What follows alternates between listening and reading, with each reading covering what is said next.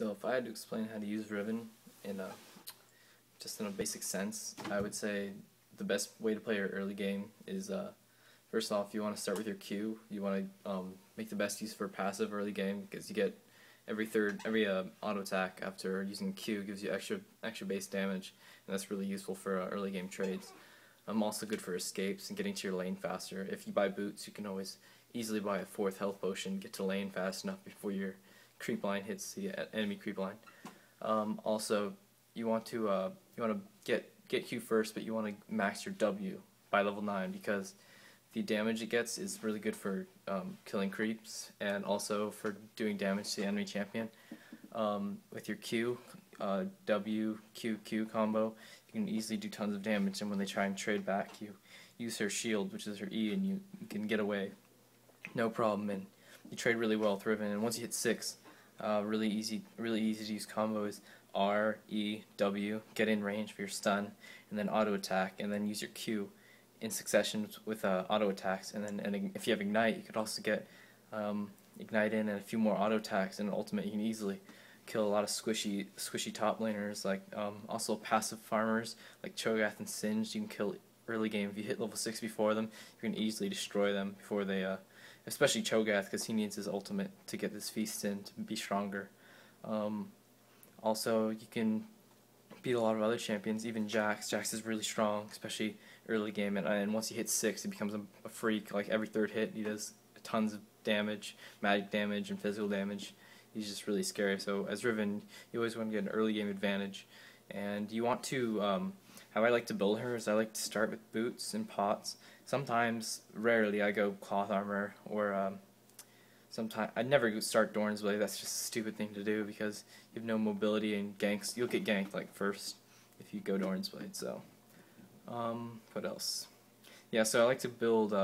Depends if I'm playing against a really heavy melee like Darius or Jax. I always rush Ninja Tabby. Sometimes boots, cloth armor, and one Dorn's Blade. But usually rush Ninja Tabby, and then 1 or 2 Dorn's Blades, and then you want to get the Vampiric Scepter and rush Bloodthirster as soon as you possibly can, so you can farm up your Bloodthirster at 40 stacks, and then you'll be really strong by then. And then you want to farm up more for your Guardian's Angel, and then if you're playing against an AP top, you actually want to get Hex Drinker. I forgot to mention that. So you don't want to rush Guardian's Angel. Get a Bloodthirster first for sure, but you want to get a Hex Drinker after your Bloodthirster, so that you have the extra magic resistance. You also don't want to build Ninja Tabby versus APs. You want to go Merc Treads, like Ken and Vlad. Not Malphite. Malphite, I'm pretty sure you still want to go Ninja Tabby, but I haven't played against him as Riven that much, so I wouldn't really know. But anyway, so yeah, you want to definitely go Maw Malmortius against APs late game, but Guardian's Angel is still a really core item. You always want to have Guardian's Angel. It makes people not target you in team fights, because Riven's actually pretty squishy, even though she does a lot of damage. She can easily be targeted and focused down before she does any real damage. But if you have Guardian's Angel, no one will focus you, really. Like, they'll leave you alone for the most part, because you're really scary with Guardian's Angel, Bloodthirster. What else? Yeah, so you could also, after you get Maw Malmortius, you could get 2nd Bloodthirster, or you could go for a Last Whisperer for the armor penetration, depending how tanky they are. There's a lot of things you could do with Riven that would be really good, but just for starters, standard build for me, Ninja Tabby, 2 Dorn's Blades, Bloodthirster, GA, Maw Malmortius, depending, it's like kind of situational. Last Whisperer is also situational, so a Dorn's Blade, like when you're buying that, and but really, you could easily, if simple builds, just Ninja Tabby, Bloodthirster, GA, Guardian's Angel, maybe a 2nd Bloodthirster, but then you want Maw Malmortius for the magic resist. By then, if you're not like really hard fed or like carrying, then you could still like with your ultimate you have a lot more buff control. Also, you can steal buffs, and if you are I've seen her jungle, and I've played her jungle before. She's really good at Barons and Dragons, but even if you don't have Smite, your ultimate's really good for help securing Baron and Dragon kills for your team, so that's good.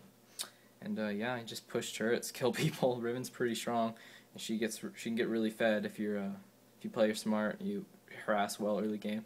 Also, this is something that makes you really strong. If you get level 2 before your opponent does in lane, top lane, you can easily out harass them and like prevent them from getting level. Like you can push their tower before they hit level 2, and then you can go like do golems or, I don't know. You can even like. There's a lot of things you can do, but you always want to don't miss creeps. Pay attention to your last hits. Always get level 2 before your opponent, otherwise it's just really shitty and like you can die really easily. Yeah, start with Q, W, then E, and then max W, and then max U, and then max E. Actually, some champs like APs might be better to max your E before you max your Q. You can leave 1 point in Q and just use it for Riven's passive for her spell ability. Like every basic attack's empowered after a spell.